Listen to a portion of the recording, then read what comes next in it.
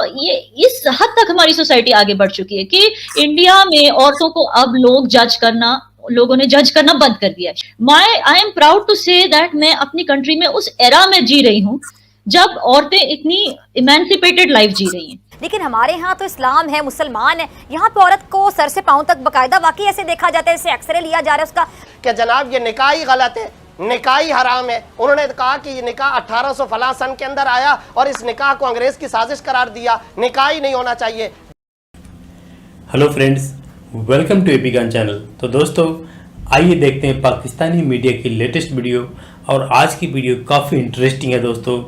इस वीडियो के अंदर कमर चीमा और साथ ही साथ जो भारतीय याना मीर हैं, और इसके बाद ये जो फिजा खान की है वीडियो, उसके अंदर ये जो डिस्कशन हुआ है कि जो औरतें का सिचुएशन क्या हाल है पाकिस्तान के अंदर और इंडिया के अंदर।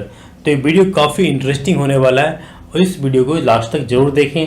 साथ ही साथ आपसे रिक्वेस्ट है कि प्लीज़ हमें सपोर्ट करने के लिए इस वीडियो के नीचे जो रेड बटन है उसको दबाने के बाद बगल में जो टॉप एक घंटे पिक्चर आएगा उसको दबा करके चैनल को सब्सक्राइब करें। और साथ ही साथ फ्रेंड, इसका कोई चार्ज नहीं होता, सो प्लीज़ दिल खोल कर सब्सक्राइब करें। Thank you.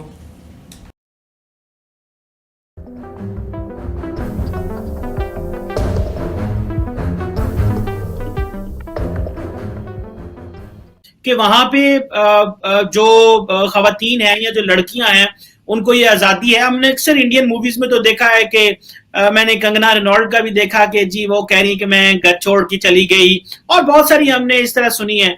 तो हमने हमारे पाकिस्तान में तो एक तो मजहबी सोसाइटी है, फिर कंजर्वेटिव सोसाइटी है। तो इंडिया में कैसा एनवायरनमेंट है कि वहां खवातीन को इनकरेज किया जाता है वो शहर जाके जॉब करें, इंडिपेंडेंट ऑन देयर ओन रहें? ये कैसा एनवायरनमेंट है इंडिया के अंदर? जी, you will be surprise to know कि बात सिर्फ जॉब तक ही नहीं रही। अब तो खवातीन सिंगल मदर्स भी बनने के लिए रेडी हैं। सिंगल मदर्स भी बन के बच्चों को खुद ही मतलब संभाल रही हैं। सो जॉब तो बहुत पीछे रह गया अब। मतलब यस, वो आप हर बड़े शहर में देखेंगे कि छोटे गांव से इधर उधर से लड़कियां आके पहले वो जॉब सिक्योर करती हैं कहीं हॉस्टल में रह के, फिर उसके बाद वो कहीं पेइंग गेस्ट का इंतजाम करती हैं। और बिकॉज हमारी सोसाइटी इतनी ओपन और लिबरेटेड है, कोई नहीं बोलता कि नहीं तुम अकेली लड़की हो, तुम बिना माँ बाप के यहाँ रह रही हो तो हम तुम्हें रूम नहीं देंगे या घर नहीं देंगे।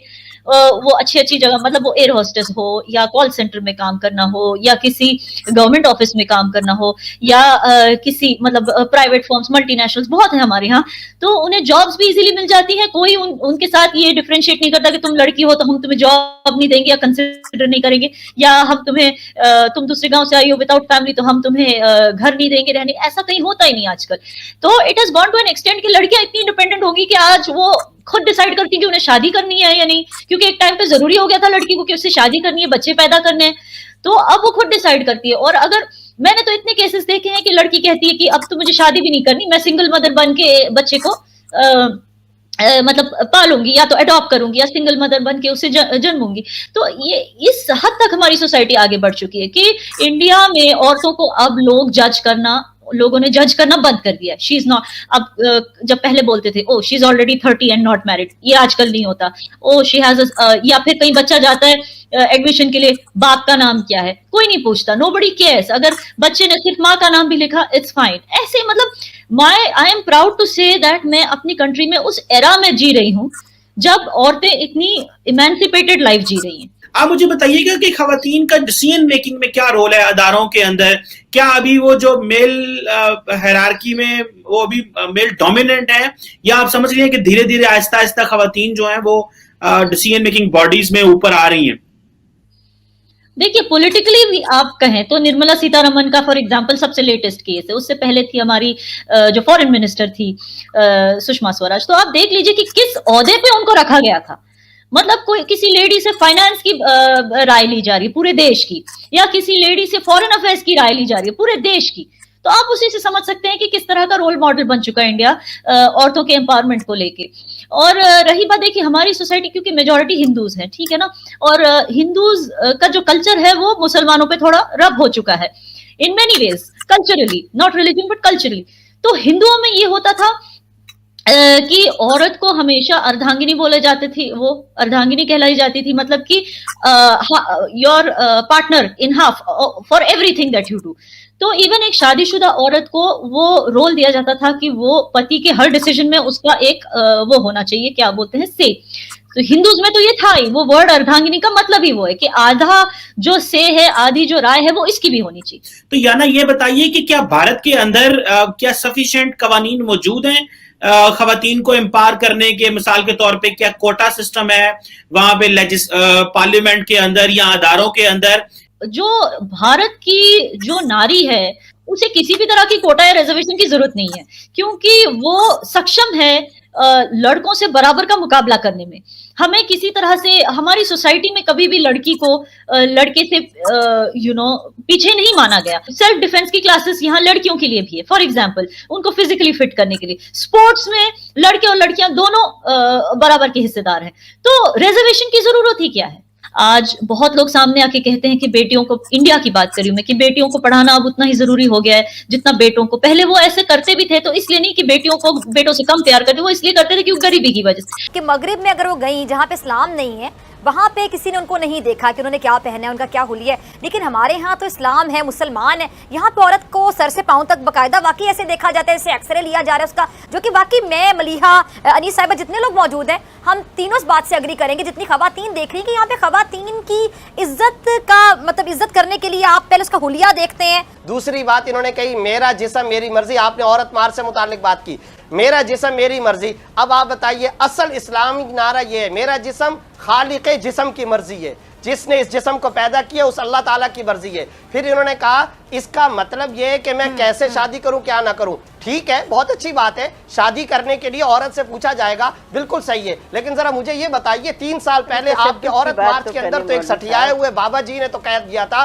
कि जनाब ये निकाह ही गलत है, निकाह ही हराम है। उन्होंने कहा कि ये निकाह 1800 फला सन के अंदर आया और इस निकाह को अंग्रेज की साजिश करार दिया, निकाह ही नहीं होना चाहिए। डॉक्टर फिजा साहिबा, मेरे लिए रूए जमीन पर इससे बड़ी कोई गाली नहीं हो सकती कि मेरा वजूद मेरे माँ बाप के निकाह के बगैर आया था। आपके लिए इससे बड़ी कोई गाली नहीं हो सकती है। लिबरल से लिबरल, सेकुलर से सेकुलर आदमी भी इसको कभी बर्दाश्त नहीं करेगा कि उसकी माँ बाप का आपस में निकाह ना हुआ। निकाह के खिलाफ औरत मार्च के अंदर बात हुई है। मुझे बताइए इसमें कौन सा हक है? मैं ऐसे भी बैठ सकती हूँ, इसमें हक कौन सा है? मुझे जरा बताएं। मैं आवारा गर्द, क्या गालियों में इन्होंने बराबरी करनी है? मर्द को भी कहा जाए आवारा गर्द, ये उसके लिए भी गाली है। औरत कतबा उठा करके कह रही है मैं आवारा गर्द, मैं लोफर, मैं लिफंगी। अपना मौजा खुद तलाश कर लो। घर के काम करना क्या गलत बात होती है? खुदा के रसूल नबी सल्लल्लाहु अलैहि वसल्लम ने घर के काम नहीं किए? घर के काम मर्द करे अच्छी बात नहीं है, औरत करे अच्छी बात नहीं है? क्यों कहा जाता है अपने मौजे खुद तलाश कर लो? ये बिल्कुल ठीक है जो अभी मौलाना साहब फरमा रहे थे, लेकिन हम तो आज की सूरत हाल की बात करते हैं।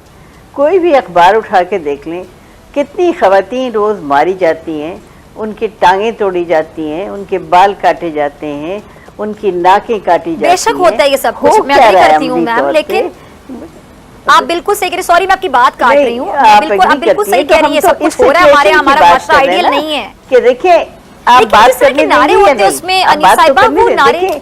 जी जी प्लीज कंटिन्यू, प्लीज कंटिन्यू। तो मैं आपको एक्सप्लेन कर रही हूँ, सिर्फ ये ऐड करना चाहती हूँ। बात ये है कि जी जी प्लीज प्लीज, हाँ कौन सा नारा आप बात कर रही हैं? बात अगर नारा आप कर रही हैं, मुझे पता है किसकी बात करेंगी कि मेरा जिस्म मेरी मर्जी। जी, जी। तो फिर हम क्या कहें कि मेरा जिस्म तुम्हारी मर्जी? इस नारे का मतलब ये है कि मुझे ये हक है कि मेरे जिस्म को कोई नुकसान नहीं पहुंचाए, कोई जूता न मारे, कोई उसको बंदूक से न मारे, कोई उसको कुल्हाड़ी से न मारे। मुझे ये इस्लाम ने भी हक दिया है कि मैं शादी करूं तो ज़बरदस्ती की ना करूं, अपनी मर्जी से करूं। मुझे इस्लाम ने भी ये हक दिया है कि मैं माँ हूँ और मैं बहुत अच्छी तरह बात डिसाइड कर सकती हूँ कि मुझे अपने बच्चों की पैदाइश में कितना वक्फा चाहिए। जब आप ये कोई हक देना ही नहीं चाहते, आप जब औरत के जिस्म पे जुल्म करते हैं, डोमेस्टिक वायलेंस हमारी हर क्लास में इतना आम है। कभी आज तक कभी किसी जुमे के खुतबे में मैंने नहीं सुना किसी मौलवी साहब को तकरीर फरमाते हुए इसके खिलाफ कि ये रसूलुल्लाह ने मना किया है।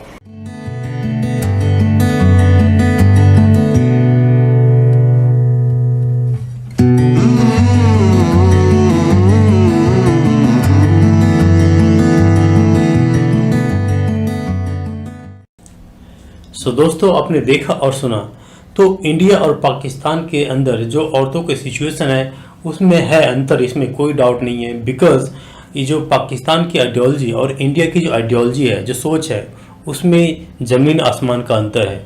क्योंकि पाकिस्तान की जो आइडियोलॉजी है वो इस्लाम से आती है, तो उसका जो वहाँ पे बिल्कुल फिक्स ताना बाना बुना गया है, और उससे बाहर अगर औरतें जाती हैं तो उसको फिर दंड का भागी होना पड़ता है।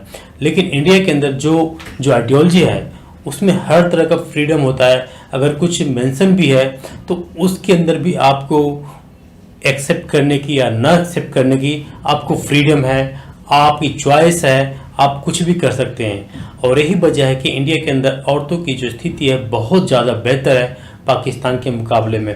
यस, इंडिया में भी प्रॉब्लम है कुछ रूरल एरियाज में और स्पेशली कुछ गरीब लोगों के अंदर, क्योंकि एक इशू हो जाता है कि जैसे कि याना मीर ने बोला कि जो गरीब माँ बाप होते हैं कई बार पैसे की कमी के कारण अपने जो बेटियों को नहीं पढ़ा पाते हैं। लेकिन अब क्योंकि गवर्नमेंट भी काफ़ी अच्छी जो स्कीम्स ला रही है जिससे उन बेटियों का भी भला हो रहा है, तो इंडीड इंडिया के अंदर जो औरतें हैं काफ़ी अच्छा मुकाम हासिल किया उन्होंने। चाहे किसी भी सेक्टर में आप देखोगे, आप चाहे स्पेस हो या फिर आपका जो IT हो या फिर इवन कि जो एयर स्पेस है यानी एयरप्लेन चलाने में औरतें काफ़ी है इंडिया में ज़्यादा आगे हैं।